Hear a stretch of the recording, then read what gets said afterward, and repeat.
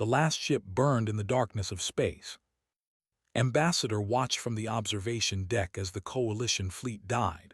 One by one, the great warships broke apart. Fire bloomed in the void, then vanished. Thousands of lives ended in seconds. The swarm had come again, and again they had won. Was small, even for her species. There were thin creatures with pale blue skin and large dark eyes.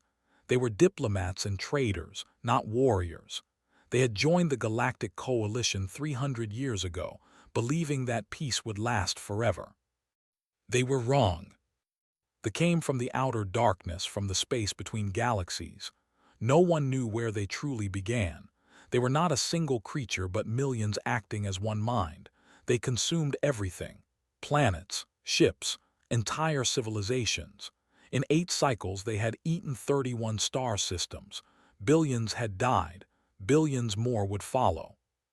Turned away from the window, she could not watch anymore. The Coalition Council chamber was full when she arrived. Representatives from 47 species sat in their designated areas. Some were large, with thick armor and many limbs. Others were small and delicate-like. All of them looked afraid. High Speaker stood at the center platform. He was a tall species with gray skin and 4 arms. His voice was deep and tired. "The fleet at Prime has fallen," he said. "We have lost 800 ships. They continue to advance." The chamber erupted in noise. Representatives shouted over each other. Some called for retreat. Others demanded another attack. A few simply wept. Remained silent. She had no solutions. None of them did. "We have tried everything," continued. "Our weapons cannot stop them. Our shields cannot hold them.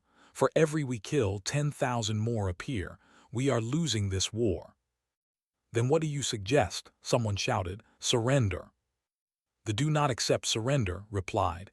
"They only consume." Silence fell over the chamber. Everyone knew he spoke the truth. There was no negotiation with the swarm. There was no peace. There was only death. A small voice broke the silence. "There may be another way." All eyes turned to the speaker. She was young, barely an adult by Coalition standards. Her name was, and she was, a species known for their memory and skill with data.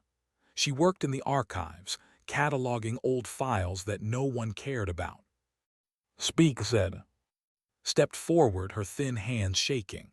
"I found something in the forbidden archives, coordinates to a world we abandoned long ago, a world we quarantined." Quarantined? Asked. "Why?" "Because of what lives there." Activated a display. A blue and green planet appeared, spinning slowly. "The natives call it Earth. We call it by another name." Someone whispered. The chamber went cold. Were planets where everything tried to kill everything else. The gravity was crushing. The weather was violent. Disease and poison filled the air and water. Most species could not survive on such worlds for even a day. But some creatures evolved there. Creatures that were born into violence and shaped by constant death. Creatures that were strong enough, fast enough, and dangerous enough to survive where survival should be impossible. They were called, and they were feared above all else. "You cannot be serious," a representative said. "The humans are monsters. They fight each other for sport. They eat other creatures. They survive wounds that would kill any of us. Contacting them would be suicide." "They are already killing us," replied. "The humans might kill us too, but they might also fight for us. They are the only species we have ever found that could match thee in violence." Raised his hand for silence. "We quarantined Earth because we feared what humans would do if they reached the stars. We decided it was safer to leave them isolated. And now we need them," said quietly. Everyone looked at her. Stood and walked to the center platform. Her heart beat fast in her chest. She was afraid. She had always been afraid, but fear had not saved them. Perhaps courage would. "I volunteer," she said. "I will go to Earth. I will speak to the humans. I will beg them for help if I must." "They might kill you on sight," warned. "Then I will die trying to save us. instead of dying doing nothing. The vote was close. Many representatives could not accept the idea of asking for help, but desperation won in the end. The motion passed by 7 votes. 3 days later boarded a small diplomatic ship. It was fast and unarmed. She brought no weapons, no guards, nothing that might make the humans see her as a threat. She brought only herself and her words. As the ship left the station, looked back at the Coalition's last stronghold. Millions of refugees lived there now, crowded together and waiting for death. Children who would never grow up, families who would never see their homes again. She thought of them as her ship entered hyperspace. The journey to Earth took 12 days. 12 days of silence and fear. 12 days of wondering if she was making the greatest mistake in Coalition history. On the 13th day, ship exited hyperspace and entered a new star system. A yellow sun burned at its center. 8 planets orbited around it. The third planet was blue and green and covered in clouds. Earth stared at it through her window. Somewhere on that beautiful, terrible world, monsters lived. Monsters who ate flesh and survived poison and laughed at death. She had come to ask those monsters for help. She had come to beg predators to save prey. Closed her eyes and whispered a prayer to gods she no longer believed in. Then she opened a communication channel and began to broadcast. My name is Ambassador of the Galactic Coalition. We come seeking death. Yours or ours, please. We need your help. The message flew toward Earth at the speed of light. And somewhere in the darkness of space, something was listening. Admiral Park Jinnah had served in the United Earth Defense Force for 30 years. She had seen pirates, rebellions, and accidents that killed hundreds, but she had never seen anything like this. An alien ship was floating near Jupiter. She stood on the command deck of Saturn Station, the largest military base in the outer solar system. Around her, officers rushed between stations, shouting reports and updating screens. The entire station was on high alert. It came out of nowhere, Admiral, her second officer said. One moment empty space, the next moment this. Jinnah studied the ship on the main screen. It was small, maybe 30 meters long. Its design was unlike anything humans had ever built. Smooth curves, no visible weapons. It looked almost like a seed pod. Any hostile actions? She asked. None, Admiral. It is just sitting there broadcasting something. Show me. The communication officer played the message. A voice spoke in broken English, each word careful and uncertain. My name is Ambassador of the Galactic Coalition. We come seeking death. Yours or ours, please. We need your help. The bridge went silent. Jinnah replayed the message 3 times. The voice sounded afraid, desperate. This was not an invasion. This was something else entirely. Get me Dr. Bay Sara, Jinnah ordered. Now. Dr. Bay Sara was the best on the station. Of course, until today, her job had been mostly theoretical. She studied ancient languages and wrote papers about how alien communication might work. She never expected to actually use her skills. She arrived on the bridge within minutes, her hair messy and her eyes wide. Is it real? She asked. See for yourself, Jinnah said. Sara listened to the message. Then she listened again. Her hands trembled as she made notes. The grammar is simple, she said. Almost childlike, but the meaning is clear. They want to talk, and they are afraid of us. Afraid of us? Another officer laughed. We should be afraid of them. No, Sara said quietly. I do not think so. Jinnah made her decision. Captain, take a squadron and escort the alien vessel to the station. Do not fire unless fired upon. Captain was young for his rank, only 32 years old. But he was the best pilot in the fleet. His squadron launched within minutes, 8 fighters forming a ring around the alien ship. Opened a channel. Unknown vessel, this is Captain of the United Earth Defense Force. Follow us. We will not harm you. There was a long pause. Then slowly the alien ship began to move. Watched the human fighters through her window. They were small and sharp and covered in weapons. They moved like predators circling prey. Her heart's beat so fast she thought they might burst. But they did not attack. They guided her toward a massive station that orbited a ringed planet. The station was ugly by coalition standards, all hard edges and metal plates. It looked like a fortress. When her ship docked, nearly collapsed from fear, the airlock opened and she saw humans for the first time. They were terrifying. Two of them stood at the entrance, wearing gray uniforms. They were tall, almost as tall as. Their skin was brown and smooth. Their eyes were small and forward-facing, like hunters watching prey. They moved with a confidence that made one to run. One of them spoke. "I am Admiral Park Jinnah. Welcome to Saturn Station." Tried to speak, but no words came out. She was shaking. She could not help it. These creatures had evolved on a world where everything killed everything else. They were predators from birth. They could crush her without even trying. Admiral Jinnah tilted her head. "Are you hurt?" And no managed. "I'm afraid." Jinnah looked at her for a long moment. Then slowly she nodded. "Come with me," she said. "We will not hurt you. You have my word." Did not know if she could trust this word, but she had no choice. She followed the Admiral into the station. The meeting room was simple. A table, some chairs, water and food that could not eat. Admiral Jinnah sat across from her, with Dr. Bay Sora beside her to help with translation. "Tell me everything," Jinnah said. And did. She told them about the Galactic Coalition, about 47 species living in peace for thousands of years, about trade and art and science and discovery, about a galaxy full of wonders that humans had never seen. Then she told them about They come from outside our galaxy, said. They are a swarm, millions of creatures sharing one mind. They do not negotiate, they do not trade, they only consume. Everything they touch dies.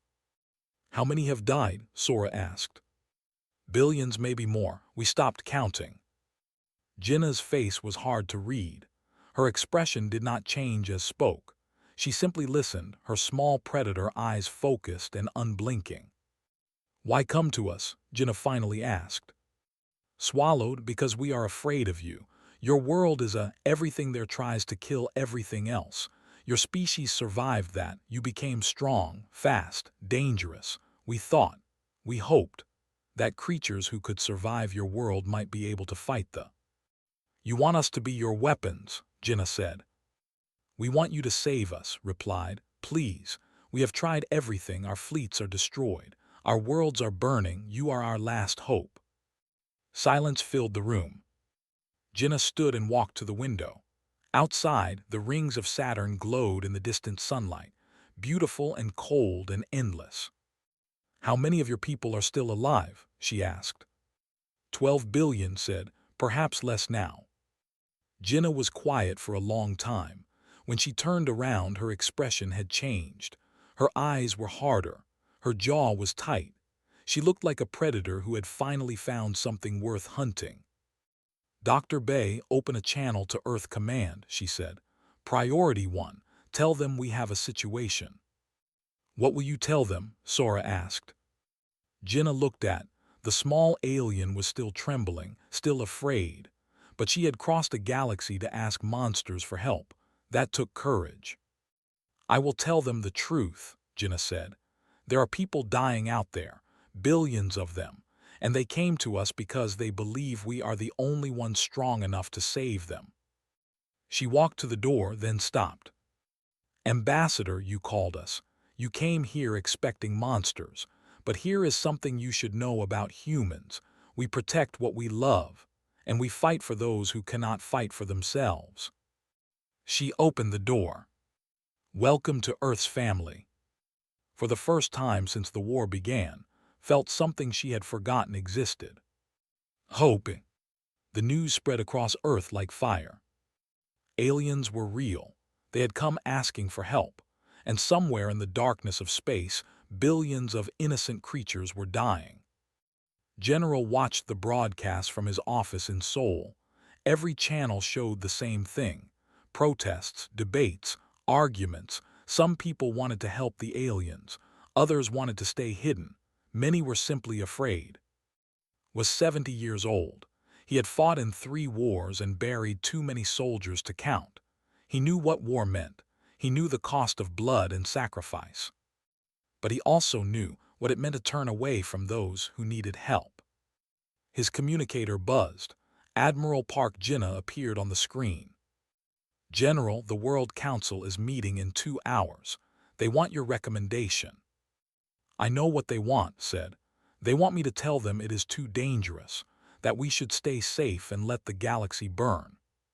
Will you? Looked out his window. Below him, the city of Seoul spread out in every direction. Millions of people living their lives, children going to school, families eating dinner, all of them unaware of how small they were in the universe. No, he said, I will not. The World Council chamber was full when arrived. Representatives from every nation sat in their seats, their faces tense and worried. On a large screen behind them, Ambassador watched silently. General, the council president said, we have heard the aliens' request. We want your military assessment. Can we fight this enemy? Stood at the podium. He looked at the faces around him. Politicians, diplomats, people who had never seen battle. I cannot promise victory, he said. I cannot promise that we will survive. War is never certain. Men and women will die, ships will burn, families will lose loved ones. The chamber was silent. But I can tell you this, continued. Out there in the darkness, 12 billion creatures are waiting to die. They sent one small ambassador across the galaxy to ask for our help. They did this because they believe we are strong enough to save them. They believe in us. The question is, do we believe in ourselves? He pointed at the screen showing. They called us, they feared us, but fear means nothing when innocent lives are at stake. We did not become the dominant species on Earth by running from danger. We survived because we faced danger together. We fought. We adapted. We won. His voice rose with passion. The galaxy is burning. Billions are dying. And they came to us because we are the only ones crazy enough to help them. So I say we prove them right. I say we show the universe what can do, not as conquerors, not as monsters, but as protectors. The vote took 3 hours. It was not unanimous. Many nations refused to send their soldiers to die for aliens they had never met, but enough agreed. The United Earth Defense Force would mobilize. Humanity was going to war. On Mars colony, Engineer O worked without sleep for 18 days. He was the best ship designer in the solar system. He had built the fastest cruisers and the strongest destroyers. But now he faced his greatest challenge, making human ships travel between stars. The coalition had given them the technology. Small devices called jump drives that could fold space and move ships across impossible distances. But the devices were built for alien ships. Making them work with human technology was like putting a racing engine into a bicycle. It cannot be done, his assistant said on day 15. The power requirements are too high. Our reactors will explode. Stared at the numbers on his screen. His eyes were red from exhaustion. His hands shook from too much coffee. Then we build bigger reactors, he said. That will take years. We do not have years, we have weeks. He turned to who had been watching from the corner. Ambassador, your people have been building ships for thousands of years. We have been doing it for 300. Tell me something. What do we have that you do not? Thought for a moment. Stubbornness, she said. You refuse to accept impossible. Smiled for the first time in days. Exactly. He went back to work. He redesigned the power systems. He reinforced the hull structures. He found solutions that coalition engineers had said were impossible. He did not accept their limits. On day 18, The first human ship successfully jumped to Alpha and back, collapsed into his chair and laughed until tears ran down his face. In the training camps, thousands of volunteers prepared for war. Lieutenant was one of them. She was 25 years old, born on Luna Colony. She had joined the Marines 3 years ago looking for purpose. Now she had found it. The training was brutal. They learned to fight in zero gravity. They studied learning their weaknesses and patterns. They practiced boarding actions and ground combat. Many volunteers quit, did not. "Why do you push so hard?" her instructor asked one night. Looked up at the stars through the training dome ceiling. "Because someone out there is counting on us, someone who has never met us, someone who believes we can save them," she smiled. "I do not want to let them down." 2 months after arrived on Earth, the fleet was ready. 200 ships floated in formation above Earth's orbit. Cruisers, destroyers, carriers, transports. Each one was painted with the blue and white colors of Earth. Each one carried crew members from every nation. At the center of the fleet was the flagship. It was the largest warship humanity had ever built. Admiral Park Jinnah stood on its bridge, looking at the fleet she would lead into the unknown. General's voice came through the communication system. "Admiral, the fleet is yours. Bring our people home safely." "I will do my best, General." "I know you will. Good luck." The channel closed. Jinnah turned to who stood beside her. The small alien still looked nervous around humans, but she no longer trembled with fear. "Your people sing as they go to war," said. "I have heard them on the ships. Why?" Jinnah thought about the question. On the deck below, she could hear voices raised in song. Old songs from Korea, from Africa, from everywhere humans called home. Songs about courage and hope and love. "It keeps us human," she said. "It reminds us what we are fighting for."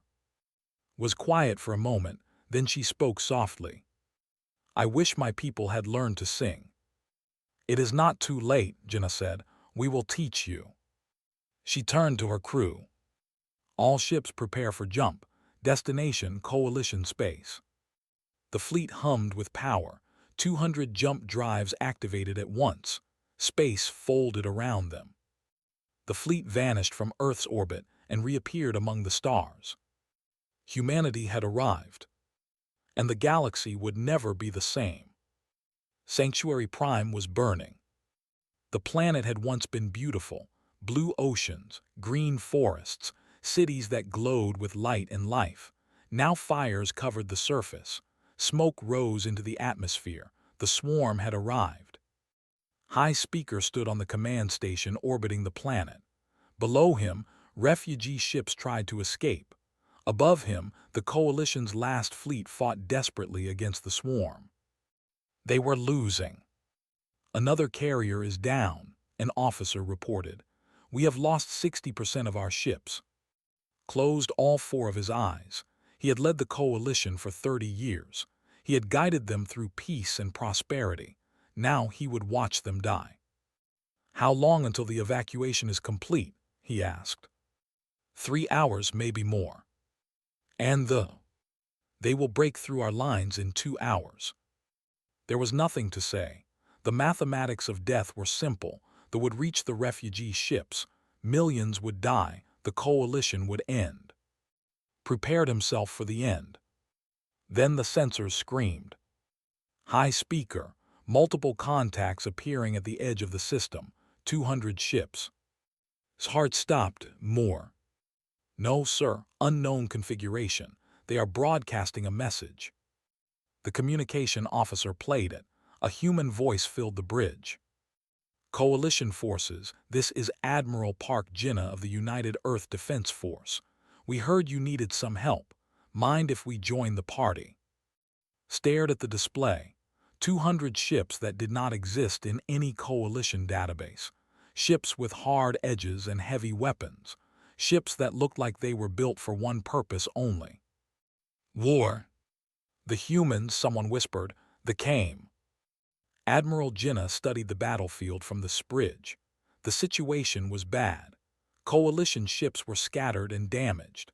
The swarm moved like a living cloud, millions of small creatures and hundreds of large working as one mind. Analysis, she asked. They are focusing on the refugee convoy, her tactical officer said.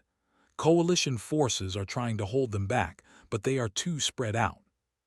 Then we give them something else to focus on. Jenna smiled grimly. All ships attack Formation Delta.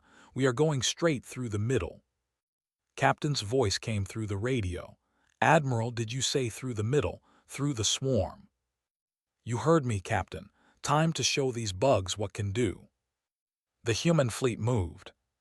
Coalition commanders watched in horror as the Earth ships flew directly into the swarm. It was suicide. It was madness. No one flew into the swarm and survived. No one except humans. The human ships did not fight like coalition vessels. They did not keep distance and fire from safety. They charged forward, weapons blazing in every direction. Missiles and laser batteries turned the darkness into a storm of fire. Captain led his fighter squadron through the chaos. Creatures crashed against his shields, tried to ram him. He dodged and weaved and kept shooting. Watch your six, I shouted. I see them, breaking left. His fighter spun, guns tracking a hunter. He fired. The creature exploded into green mist. Splash one, who is counting? Nobody is counting, because you cannot count that high. The humans laughed as they fought. They joked and sang and challenged each other to impossible kills. They were not afraid of the swarm. They were having fun. High Speaker could not understand it. They are insane, he said. They are flying into certain death and laughing. Stood beside him, watching her human friends fight. They are not insane, she said. They are human. Death does not scare them. It only makes them fight harder. On the planet's surface, the battle was even more brutal. Lieutenant led her Marine squad through the streets of a burning city. Refugees huddled in shelters while ground forces hunted them. The creatures were horrible. 6 legs, sharp claws, acid blood. They killed everything they touched. Contact left, a soldier shouted. Raised her rifle and fired. A hunter fell screaming. 3 more appeared behind it. Fall back to the shelter, protect the civilians. Her squad retreated step by step, firing constantly. They kept coming. For every one they killed, 2 more appeared. His rifle ran dry. She dropped it and pulled her combat knife. Lieutenant, her sergeant yelled, what are you doing? Buying time. She charged forward, knife in hand. They were faster than humans, stronger too. But humans did not care about fair fights, ducked under a claw strike and drove her knife into the creature's throat. Acid blood sprayed across her armor, burning through the outer layer. She ignored the pain and kept fighting. Another lunged at her. She grabbed it by the head and twisted. Its neck snapped with a wet crack. A third creature bit into her leg. She stabbed it in the eye until it let go. When the last fell was covered in blood. Some of it was hers, most of it was not. Her squad stared at her in shock. Lieutenant Howe spat blood onto the ground. I grew up on Luna, 1/6 gravity. Every day was training for this. She picked up a fallen rifle. Now stop starring and get those refugees to the evacuation point. Move. In space, the battle reached its climax. The swarm had never encountered anything like the humans. These creatures did not flee. They did not surrender. They attacked with a fury that the swarm had never seen. The collective intelligence that controlled all felt something strange. It took a moment to identify the sensation. Fear. For the first time in its existence, the swarm was afraid. They are breaking, a coalition officer shouted. They are retreating. Captain saw it too. The swarm was pulling back, abandoning the attack on the refugees. They were turning away, fleeing toward the edge of the system. Do not let them escape, Admiral Jinnah ordered. Press the attack. The human fleet pursued, destroying stragglers and crippled. They chased thee until the last enemy vessel vanished into deep space. Then silence fell. Sanctuary Prime was saved. On the command station, High Speaker stood frozen.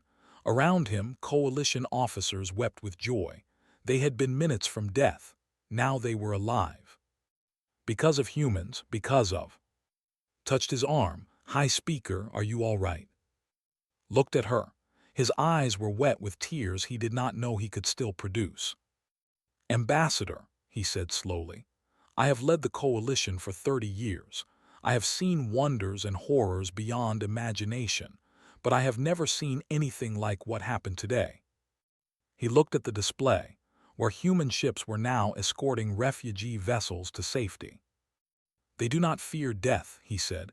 They challenge it, they laugh at it. They run toward it with knives in their hands and songs on their lips. He shook his head. We called them monsters. We were wrong. They are warriors, true warriors. Nodded, they are human, High Speaker, and now they are our family. Far away in the darkness between stars, the gathered its remaining forces. It had lost today, but it would not lose forever. The humans were dangerous. They were predators from a death world, shaped by violence and struggle. They were unlike anything the swarm had ever faced.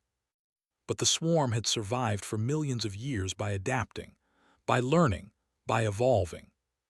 It whispered across the hive link, speaking to every in the galaxy. We have found predators, adapt, evolve, return, the will fall. The war was not over. It had only just begun. 3 months had passed since the Battle of Sanctuary Prime. The war continued. The swarm had retreated, but it had not surrendered. Across the galaxy, battles raged on 100 worlds. Human soldiers fought and died beside Coalition allies. Ships burned in the void. Heroes were made and lost. But something had changed. The Coalition no longer fought alone, and for the first time in years they were winning. Admiral Park Jinnah stood in her quarters reading casualty reports. The numbers hurt to look at. 1,200 human soldiers dead, 43 ships destroyed. Each name represented a family that would never be whole again. This was the price of being heroes. This was the cost of saving others. A knock came at her door. Enter. Commodore walked in. He moved slowly, still recovering from injuries he suffered 3 weeks ago. A creature had nearly torn his arm off during a boarding action. The doctors had saved the limb, but it would never be the same. Admiral, the Coalition Council wants to see you. I know, Jinnah set down the reports. They want to make it official. The ceremony was held on the Coalition's largest station. Representatives from 47 species filled the great chamber. Humans stood among them now, no longer strangers, no longer feared. They were something else entirely. High Speaker rose to address the assembly. 3 months ago, we faced extinction. The swarm had broken our fleets and burned our worlds. We had lost hope. We had lost everything except our desperation. He paused, his forearms spread wide. In that desperation, we reached out to a world we had quarantined. A world we called we expected to find monsters there. Instead, we found heroes. He turned to Admiral Jinnah, who stood at attention with her officers. The humans came to us when they had no reason to. They fought for us when they could have stayed safe. They died for us when they had every right to live. They showed us what true courage looks like. The chamber was silent with respect. Today, the Galactic Coalition does something it has never done before. We do not invite humanity to join us as members. We honor them as something greater. His voice rose. We name them protectors of the Coalition, guardians of the galaxy, the shield that stands between us and the darkness. Applause filled the chamber. Coalition species cheered and stamped and made whatever sounds expressed joy in their cultures. Some wept. Others simply stared at the humans with wonder. Jinnah stepped forward to accept the honor, but before she spoke, she looked at her people, at still healing from his wounds, at Lieutenant who had scars on her face that would never fade, at Dr. Bay Sara, who had worked to build bridges between species, at Engineer O, who had made the impossible possible. High Speaker, she said, we do not want to be called protectors. We do not want statues or songs or celebrations. Looked confused. Then what do you want? We want you to stand beside us. Jinnah smiled. We did not come here to be your shields. We came here to be your family, and family does not protect each other because of duty. They protect each other because of love. She reached out her hand. Fight with us, not behind us. Stared at the hand. In coalition culture, touching a was almost unthinkable. Their skin was rough. Their grip could crush bones. They were dangerous in ways that most species could not understand. But he reached out and took her hand anyway. Together, he said. Together. The cheers that followed shook the station walls. Far from the celebration, Lieutenant led her squad on a mission that would change everything. They had found the location of a breeding world, a planet where the swarm created new soldiers by the millions. If they could destroy it, they could cripple the for years. The mission was almost certainly suicide. Did not care. Her descended through toxic clouds toward the planet's surface. Around her, soldiers checked their weapons and said their prayers. Human and coalition Marines sat side by side, united by purpose. Listen up, said. Our target is the central hive. We plant the bombs, we get out. Simple. Simple, she says, a coalition Marine muttered.